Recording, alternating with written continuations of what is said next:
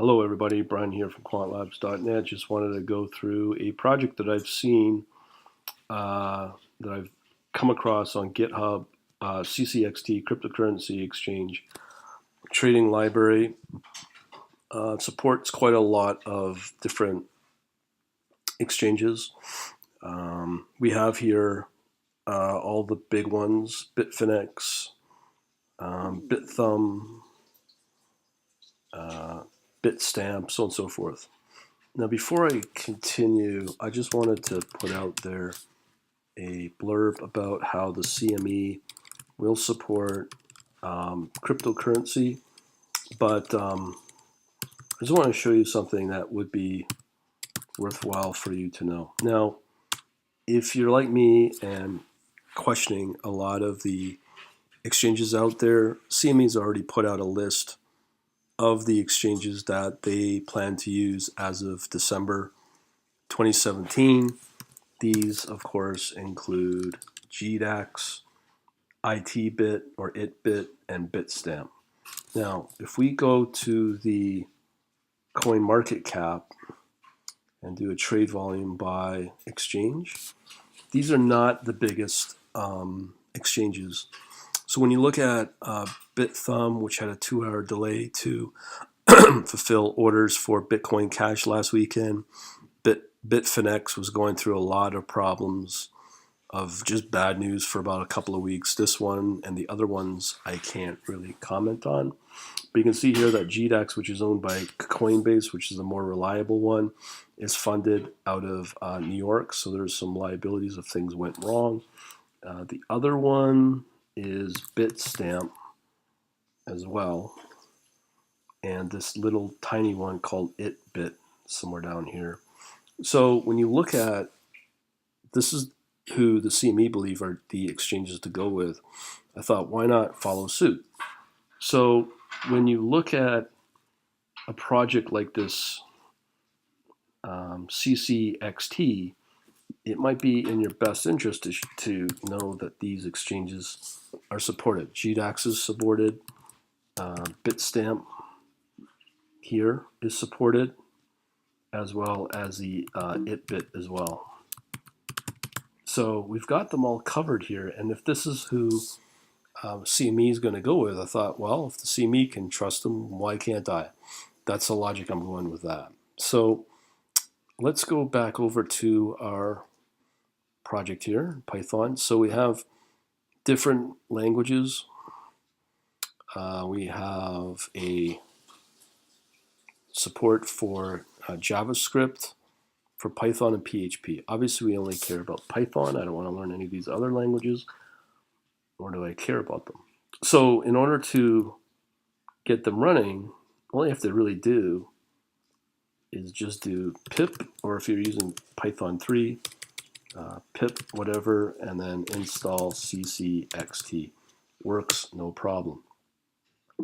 The next test we need to ensure is that the code works. And we can do that by doing this simple test. In my case, I'm using 2.713, and I'm also having Python 3.6 on the same system. But at this point, all I care about is the package. So we know that this will work, at least for Python 2.7.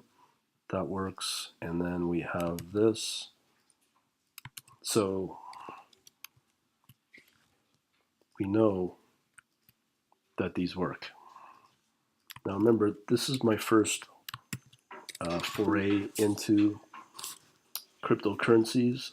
It's my next big venture as I get these strategies worked on for Python, or sorry, for Forex with Dukas copies. So this is my next big step.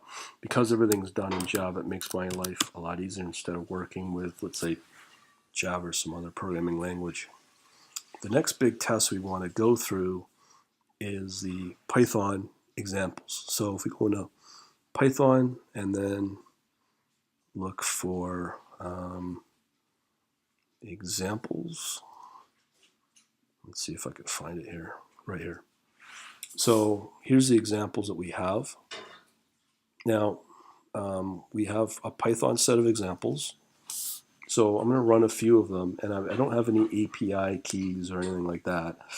But the interesting thing is that you can do some basic stuff without needing to get any API keys. So in our case, if I wanted to get, let's say, the balance of GDEX, here's an error that we should expect. So we are in the correct folder, examples Python. So we go Python balance, was it balance GDEX. Now, of course, we're going to get the API key error because we don't have an API set up for this. But we can do things like a Python basic chart, which is done in ASCII. So here we go.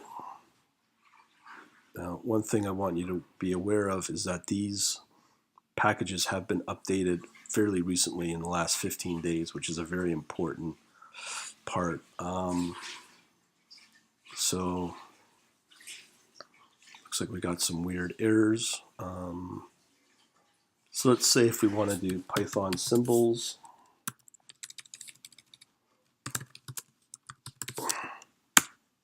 So here's all our supported exchanges, I believe. We can also do tickers. Oh, so I believe here's the usage. So in our case, we need to go Python. So let's say if we do bitstamp, I don't know, bitstamp 1. No such file. Oh, bitstamp. Let's see what we can pull off here.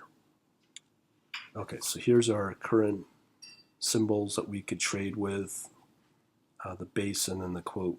So we have here Bitcoin, Euro, US dollar, Ethereum, and so on for this exchange, which is the bitstamp. So we have 12 symbols that we can play with. So let's try GDEX. See how many symbols they have.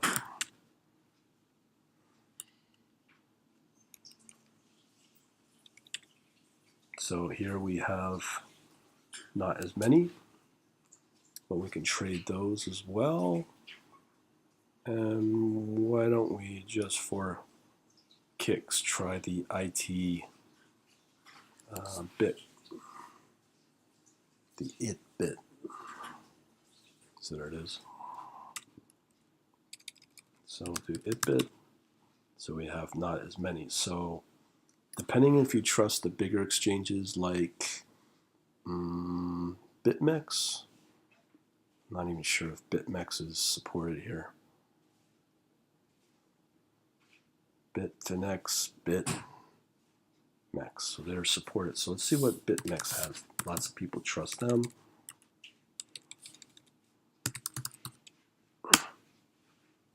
So here you can see a huge number of symbols that are supported through the BitMEX. Okay, let's try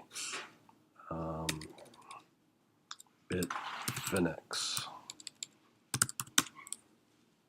Now so you got lots here as well. So the idea here is instead of working with individual APIs, you can work with this package, which is essentially a wrapper to all of the available exchanges out there, the major ones at least. A lot of them are supported as well. So let's see what other kind of neat things we can do.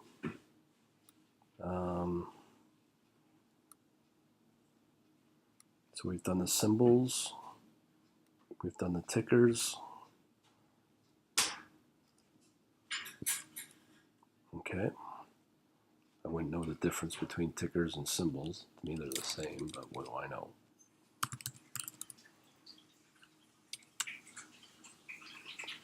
There you go. So these are all the available exchanges. We have the open, high, low, close with the volume. Now, as far as I know, some may give you balances. Let's see, the order book. So that is an important one because if you want to see how the institutional level. Wow, but we get the idea here. It's a very good library or package for this sort of thing. So you could be up and running in no time. Looks like this may need to be running in Python 3. Anyways, I won't worry about it. So let's look at the balance.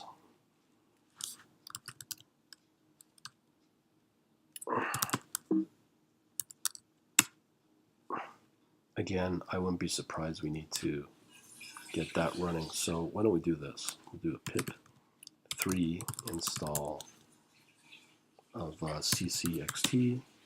So this is now installing into Python 3. I'll try some of these more advanced examples. In the meantime,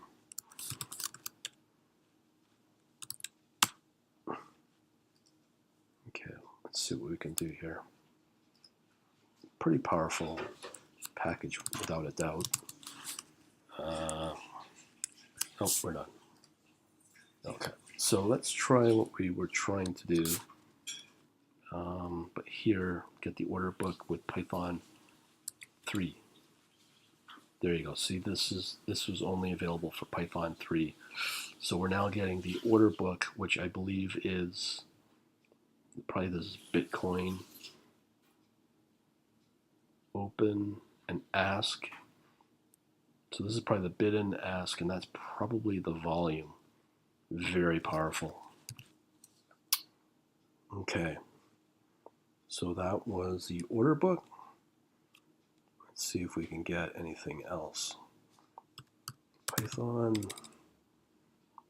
So we tried getting the GDAX balance sheet. Let's see if we can do an ASCII chart.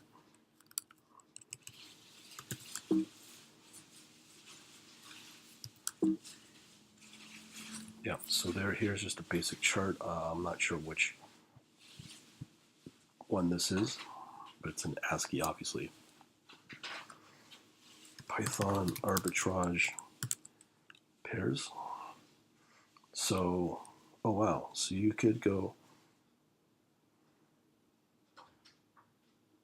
you could set up a little bot, it looks like, to set up for these different pairs. Very powerful. What else we got? Python async fetch ticker. All right. That might need another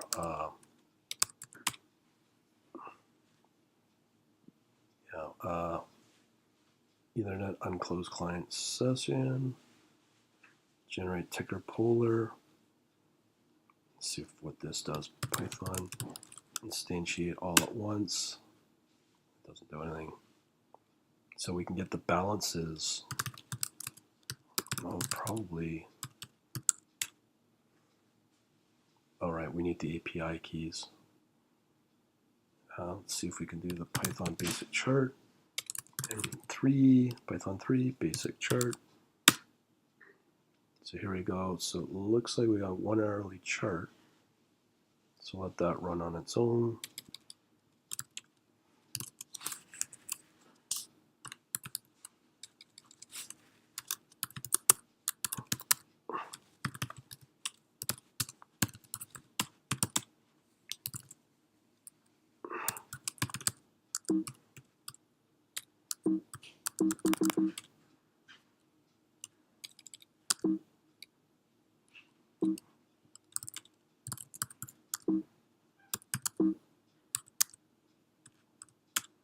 Okay.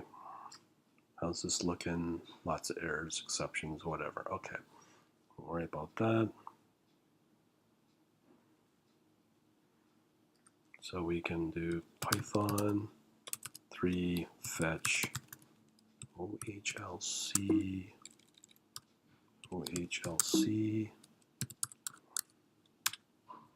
So this is from the CEX 1 minute chart. fetch orders.